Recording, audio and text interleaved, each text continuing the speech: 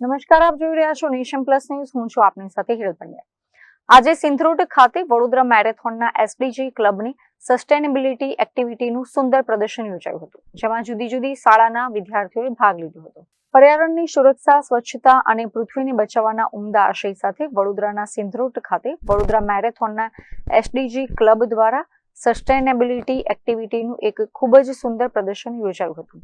From awareness to action initiative અંતર્ગત આયોજિત આ અનોખા કાર્યક્રમમાં વડોદરા મહાનગરપાલિકાના મ્યુનિસિપલ કમિશનર અરુણ મહેશ બાબુ મુખ્ય મહેમાન તરીકે ઉપસ્થિત રહ્યા હતા. આ પ્રદર્શનમાં જુદી જુદી શાળાઓના હજારો વિદ્યાર્થીઓએ ભાગ લઈને પર્યાવરણ બચાવવાના લાઈવ પાઠ શીખ્યા હતા. આજે વડોદરા મેરેથોનની એસડીજી ક્લબ ની જે એક્ટિવિટી છે, સસ્ટેનેબિલિટીની એક્ટિવિટી છે, એમાં આપણે જે એક લાખ બાળકો સુધી પહોંચવાનો જે એક આપણો પ્રયાસ છે, એનું આજે એક અહીંયા ખૂબ જ સુંદર પ્રદર્શન થયું. 30 સ્કૂલોમાં પહોંચી ગઈ છે આ એક્ટિવિટી, અને એક્ટિવિટી દ્વારા બાળકો પોતે સમજે કે કચરો શેનાથી થાય છે, વેસ્ટ શેનાથી થાય છે, સ્વચ્છતા કેવી રીતે રખાય, પ્લાસ્ટિક કેટલું ઓછું વાપરવું, એનર્જી કેટલી ઓછી વાપરવી, જે આપણે સસ્ટેનેબિલિટીની વાત કરીએ છીએ એનો પોતે અનુભવ કરીને પોતાના જીવનમાં ડેલી હેબિટમાં બદલાવ લાવે એ માટેની આપણી આ એક્ટિવિટીઝ છે. અને અમને ખૂબ આનંદ છે કે આજે 25,000થી વધુ બાળકો સુધી આપણે પહોંચ્યા છે. અને આજે બાળકોએ જે વાત કરી એમાં આપણને ચોક્કસ એક વિશ્વાસ બેસે છે કે આ પેઢીને જો આપણે વ્યવસ્થિત રીતે, સારી રીતે આનું જ્ઞાન આપીએ, અવેરનેસ આપીએ તો આપણું પૃથ્વી બચી શકશે.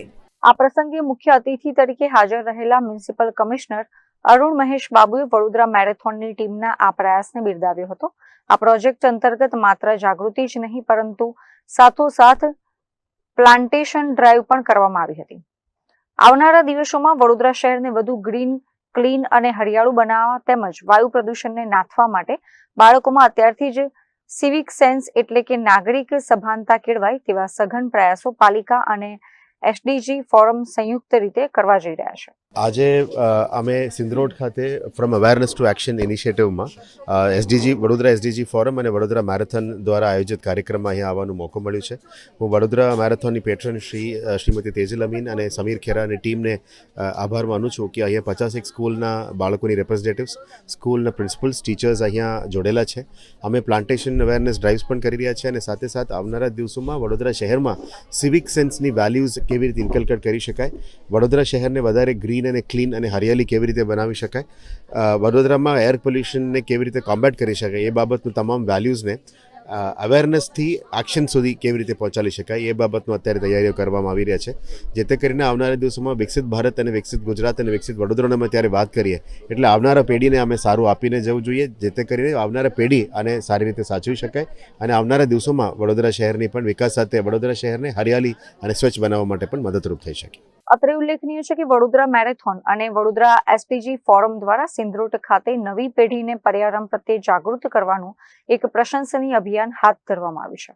હાલમાં આ પ્રવૃત્તિ વડોદરાની 30થી વધુ શાળાઓમાં સફળતાપૂર્વક પહોંચી ચૂકી છે અને 25,000થી વધુ બાળકો આ ઝુંબેશનો હિસ્સો બન્યા છે.